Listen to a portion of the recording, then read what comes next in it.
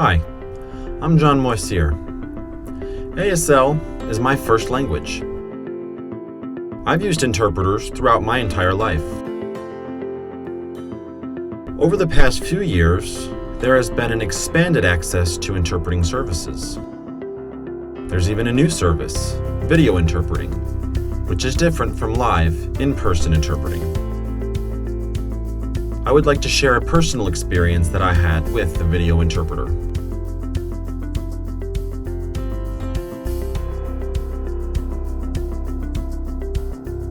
Several years ago, I got a text message. There was an emergency with my father at the hospital. I freaked out and immediately rushed to the hospital. When I got to the hospital, the doctors, nurses, and everyone else was already waiting for me. My father lay unconscious, connected to tubes everywhere. It was a scary, chaotic situation. There was no interpreter available, and I was scared. But then a tablet was brought to me, and a video interpreter was there on screen. The interpreter communicated the doctor's message that I had to sign a form approving an emergency procedure that my dad needed immediately.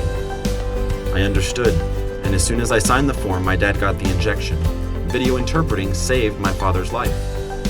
My father has since passed away, but because of that video interpreter, I was able to spend another month with my father.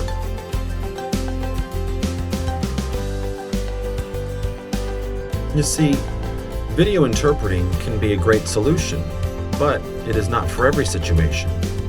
For example, I couldn't imagine using video interpreting in a conference room with a large group. I prefer to use live interpreting so I can see who is saying what. In that situation, a live interpreter would suit me better.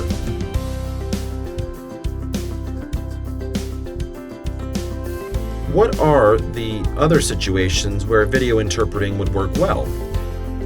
First, when interpreters are not available because they work in rural areas or in a city where all available interpreters are booked.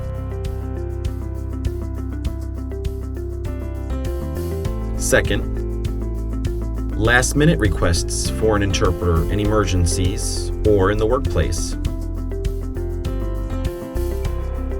Third, brief appointments or meetings where it would not make sense to have an interpreter make the trip. Fourth, some people just prefer to have an interpreter on video rather than in person.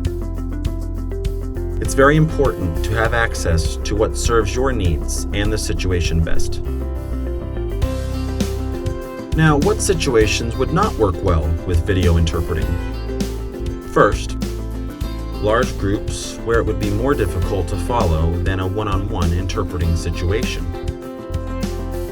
Second, situations in which a doctor or provider needs a physical examination. Third, long periods of time. The client's eyes would be worn out from looking at a small screen all day. Fourth, serious and emotional scenarios, such as in a courtroom, where there would be a complete sense of detachment from a remote interpreter. Fifth, some people are just not comfortable with technology in general. It's important to have access to the service that would best meet your needs. As you can see, live and video interpreters both have their benefits. Both are different. It is all dependent on what the situation calls for. The most important thing is that the deaf and hearing individuals are able to work together to choose the best solution. When it comes to access, you should always have a choice.